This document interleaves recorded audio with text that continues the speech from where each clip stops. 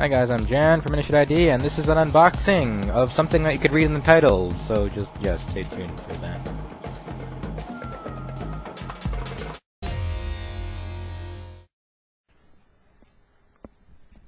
Alright, so, for those who don't know, I'm actually quite a fan of Corsair products when it comes to building computers, so got my Corsair Vengeance headset, my Corsair Vengeance RAM, and I use my Corsair Vengeance RAM to open this box, which contains another Corsair product. Hopefully. So, this is a, okay, this isn't working. Yeah, I was trying to look cool with a RAM stick that I knew was dead, so that's all good. Okay, so today what we're being looking at is the Corsair H60, which is part of their Hydro series. But this H60 is unlike other H60s that you see on YouTube or the other interwebs that you see. No, this is the new Corsair H60, and here's some stuff. Got this from Amazon. Oh, there's another package in here. Maybe I'll unbox that later. Yeah. Awesome. So this is the Corsair H60, the Corsair Hydro series H60. This is their new version, and they have the same exact SKU. So, we're gonna call this the Corsair H60 2012 version because it came out in 2012. Some of the people call it the 2013 version. I'll call it the 2012 version. So this it's for Intel and AMD, high performance liquid CPU cooler, and I'll overlay some pictures of the box for you guys. On the side, it has a 120. So pretty much it's a 120 millimeter liquid cooler, slim radiator, which will be great for my future chassis. Okay, for performance, and I just dropped the product. Performance, it pretty much tells you the temperatures. So with using the Hydro series H60 on a overclocked 3770K 100% load, Hydro series brings it about 61 degrees, and apparently the Intel box coolers fail. That doesn't really show any justice because it doesn't really compare it to anything, because Intel stock cooler we all know sucks and it breaks off and whatnot. Anything else? Upgrade from your stock CPU fan or bulky air cooler to the efficiency and simplicity of liquid CPU cooling and stuff. So let's look at it right now. I'm gonna I know it's not an unboxing. I can't show you me unboxing it, so I'm gonna try to open this plastic with keys, and we're gonna see the glory that is inside here. So this is an updated version.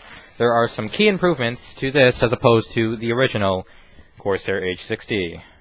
Alright, the box opens by flipping this flap over here, apparently. So, yeah, that was embarrassing. Okay, and apparently I still can't get out. There we go. Okay, so let's see what we have in the box. Stop! Do not return this product to the store.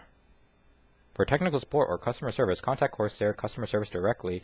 And then there's Spanish things there. Okay, so, yeah, we got some warranty against defects, which is good. So, solutions guide, which tells you, like, they have memory and cooling and power supplies and cases and other stuff. Why go Corsair? Because they're awesome. Here is the Corsair H60 high performance manual, and tells you all the cool stuff. Tells you what's inside the package, and backplate installation for Intel, fan and radiator, mounting bracket. We'll go into that later. So, woo, awesome. Get some foam. And then we get some environmentally friendly packaging. Yay!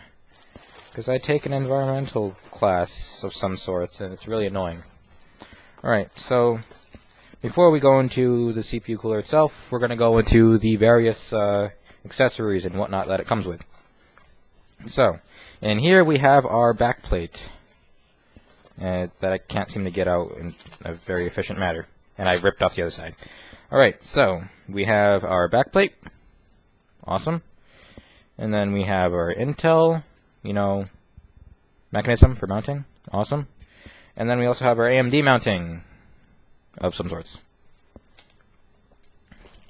And then we have some mounting screws, everything you need. Let's actually go through the screws, because most people don't actually do that. We have our radiator screws, your standard mounting screws, and then 2011, LJ 2011 is supported by using special thumb screws, because 2011 has its own backplate. Let's go look at the fan, because I'm excited to see one of Corsair's static pressure fans, because I've never actually purchased one, and I want to see how it performs. So this is pretty much a much improved fan from the Corsair original H60 fan, and you can see all the fins are wider, which optimizes it for static pressure, and which is awesome. So it's almost like their SP120s, except it doesn't have like the rubber isolating mounts that prevent it from vibrating too much, and they don't have the color changing rings. And awesome fan, nonetheless. So let's go into the H60 itself. So there are some key improvements. In fact, let's just show you what it looks like. So here's the radiator. It's a 120 millimeter radiator, and your fan is going to go something like this on it. Blows air in or out, and whatever you decide to put in whatever configuration. And it's a slim radiator. It'll fit fine in a Silverstone FTO3 Mini. Okay, now let's go into the pump, and the tubing actually is a lot more improved than the original H60, which we used 1/4-inch tubing, and this one uses 3/8, and it's thick-walled, so whatever you do, it won't, you can, when my configuration, I'm going to do something like this, and I'll be twisting the wires, the cords, or something like that, so I can get the Corsair logo to look really nice. And now look at the pump, and yeah. So we have our swivel tubing over here. You can do something like that or whatnot. Okay, so on the pump we have a Corsair logo. Unlike the Corsair H80i in the H100i, this does not light up, unfortunately. And we also don't have any Corsair link compatibility, so all you do have here is a 3-pin. Wow, only has a 3-pin for the pump, so it's a tad unfortunate here. And let's actually look at the mounting mechanism for the Intel CPU. So it's actually magnetized, so just like you kind of stick it in here, and it's magnetized. I don't want to do it because they have the plastic thing on the bottom here. So it mounts magnetically, and it's awesome.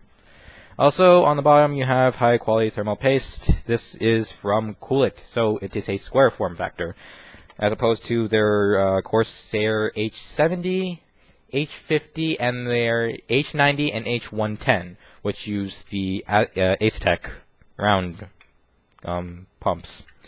So that's pretty much it for this part of the video, and I will actually go into installation in just a moment.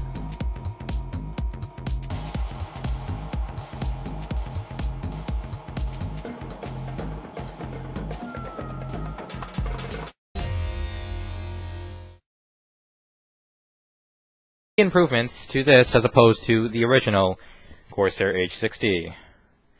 How do we open this box?